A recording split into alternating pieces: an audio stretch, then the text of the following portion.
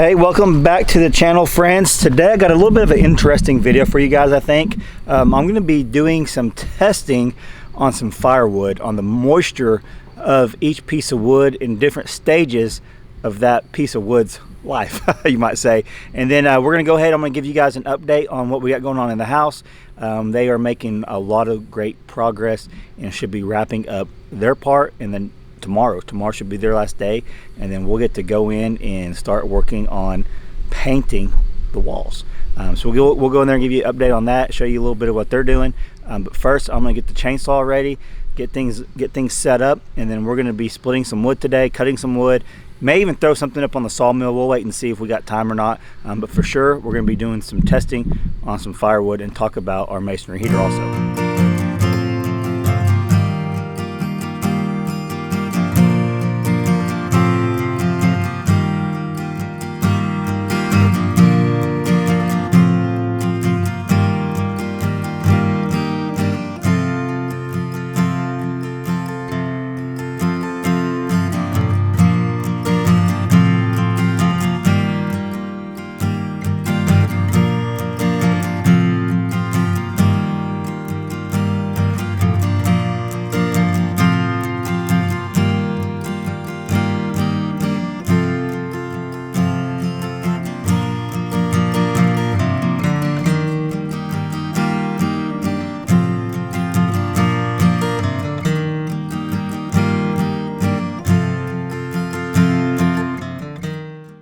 Okay, so we are up the driveway here where I have several smaller trees pushed to the side from when we was clearing the road. I actually have some on the opposite side of the driveway too. So what the test I'm going to do today, this has been down for a year. I have 3 different pieces of wood to test. The one I'm going to cut right now, we're going to go back and split it. Then I got some that I already split and was just sitting out uncovered for probably the last 8 months. And then I got some that we just purchased that was, for the most part, covered up and split already. So we're going to test those 3 stages to see if they're seasoned, how they're seasoned. And we got some that we just cut down the other day that we know it's not seasoned, but we'll see the moisture on that also. So I guess there really might be 4 that we're testing. I'll show you guys when we get up there. But right now, I'm just going to start cutting some of these up to size that I need for my personal fireplace masonry heater, which is 16 inches. So I'm going to measure them out, and then we're going to cut them up. We're going to fill the bucket up, then head back up to the house and start doing some testing.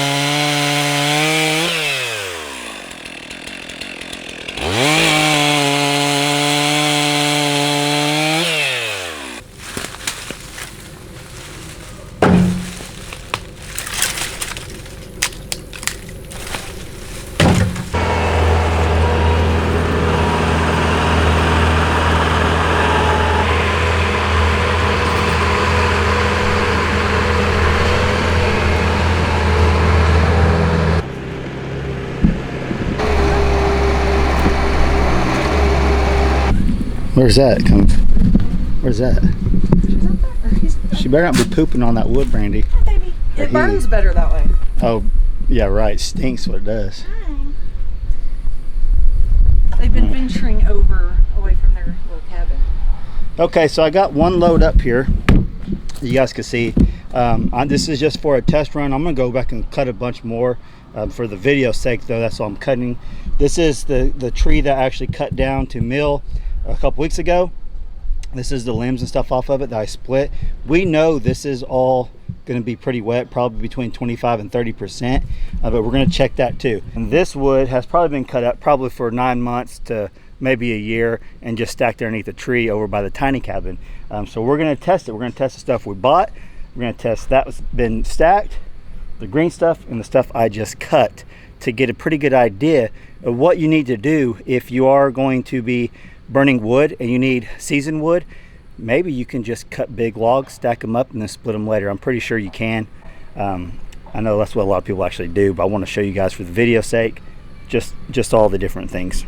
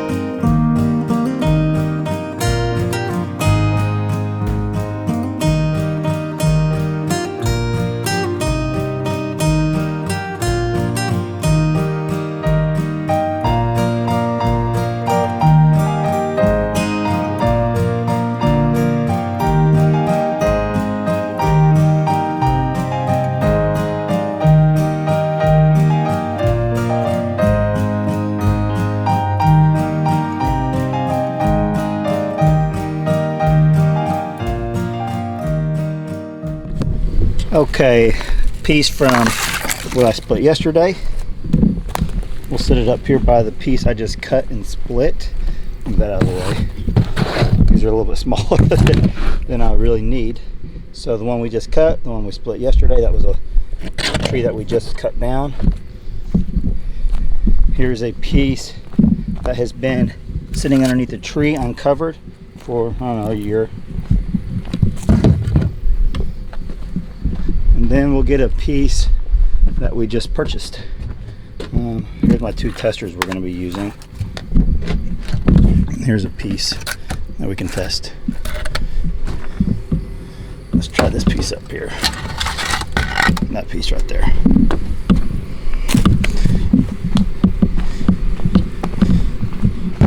So here's the one we just bought.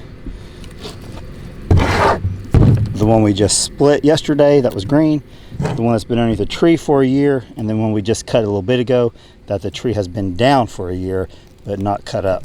So let's test them.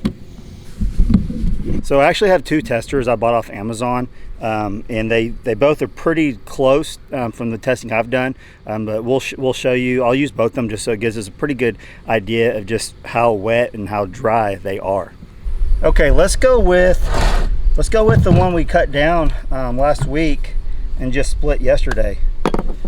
And they got different modes. They come with instructions on how to set them stuff. These are already set. Let's push it in there. That piece is actually reading 19.9, which I know is probably a little wetter on the inside, but we'll see. Now we'll use this other one. And it's reading 16.3.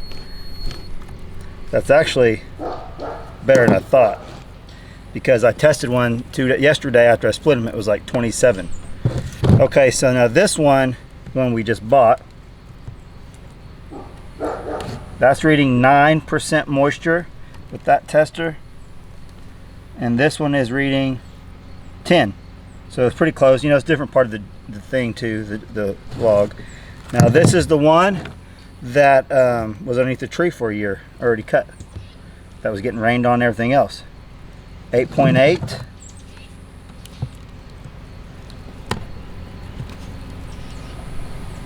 And 6 right there. So these are seasoned. Now this one is one I'm really interested in, just because how it was just sitting out uncut but for a year.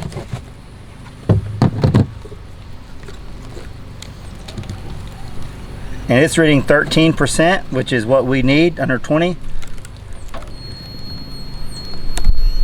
And that piece is reading 18% right there. 17%. Now I'm gonna put it in the same holes, or close as possible. That's reading 16%. This one's reading 13% still. So this one's reading a little bit higher than this one. Interesting. So that's actually a really interesting test I just did for myself, for my own knowledge. The stuff I split yesterday that's green as could be, the outer edge is showing under 20%, and the middle was showing 20, and yesterday it was showing like 27. It's kind of weird. This is the one that was been laying down for a year that we cut just a minute ago, as you guys seen. The outer edge is showing 15 or below. So I'm going to go ahead and finish splitting the wood we just cut, and I'm going to test a few more just to kind of see where we stand. I think this will actually dry out pretty quick once it's split this small.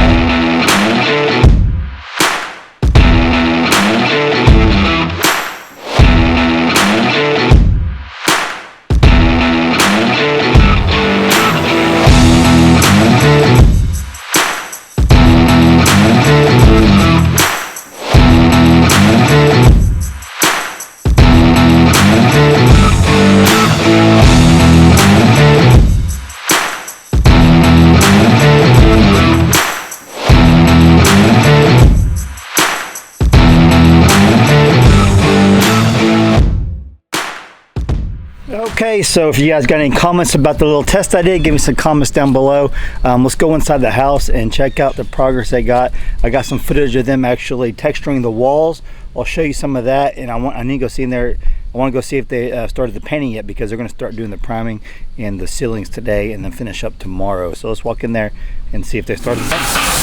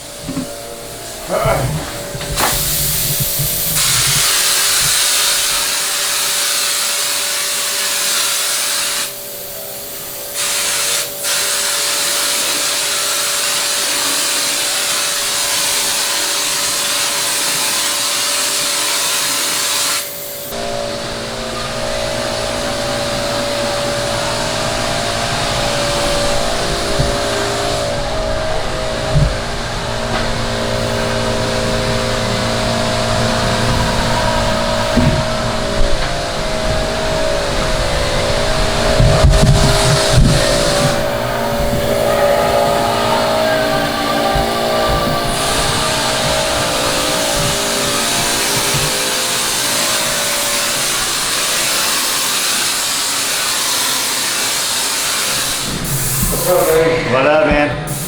Oh, just give it a little pain. That's what you do. Yeah, a little bit. Oh,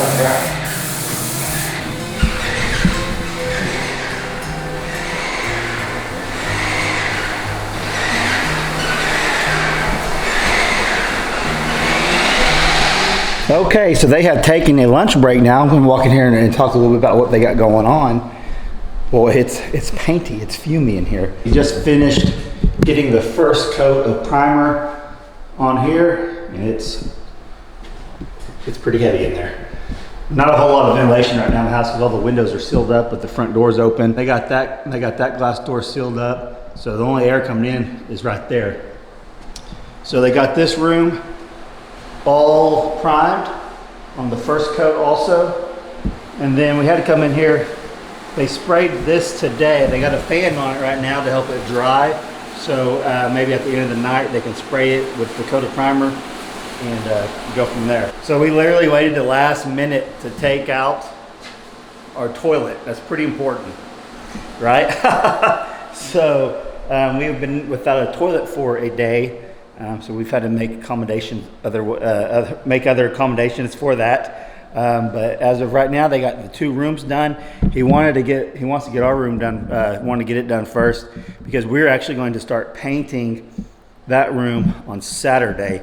So this is what the plan is for the house. He's going to do the whole house, 2 coats of primer. The ceiling will be done. He had them add some extra white to make it pop on the ceiling so we don't have to mess with it. The drywall, primer, and sealer.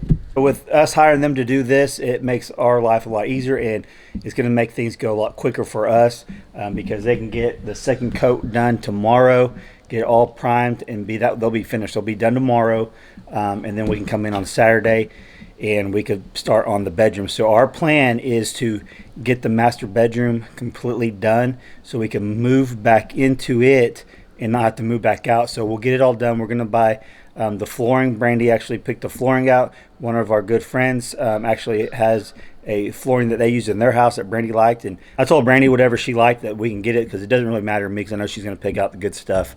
As far as with the paint colors too, if Brandy likes the paint colors, I'm fine with it. I'm pretty easy going when it comes to this stuff. Like, we don't ever really have big debates on a lot of the small things. Like now, if she asks me, "Hey, what color do you think?" then I'll say, "I think I like this one." But if she likes the other one, we can go with it. It doesn't matter to me because I know it's all going to look good in the end. So that's where we're at now.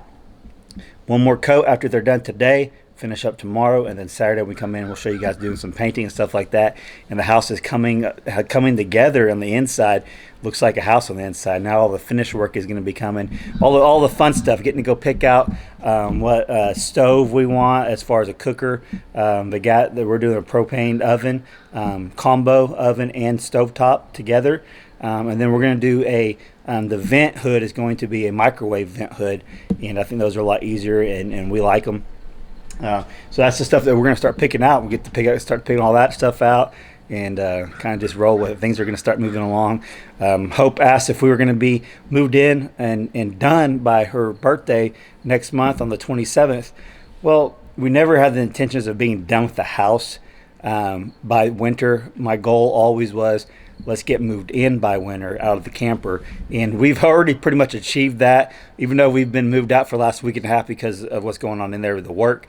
But now everything's going into place. Everything's on schedule for us. In my head, I'm thinking how far along we want to be, so it's going to work out really good. So over the next week or so, you're going to see us doing a lot of work inside the bedroom in the house, and it's going to be exciting to get that bedroom done, and then we don't have to worry about it. We don't have to move that bed back and forth. That bed, because we really have nowhere to put it because we got all the stuff on the front and side porch that was in there, except for the bed. So we just been covering it up. They've been covering it up with plastic. I got tarp over it, so nothing happens to it, and that's kind of been a pain in the butt. So I'm super excited about the progress we made. I'm actually going to go purchase the propane heaters before winter really hits and they're gone, or the price would go up on them.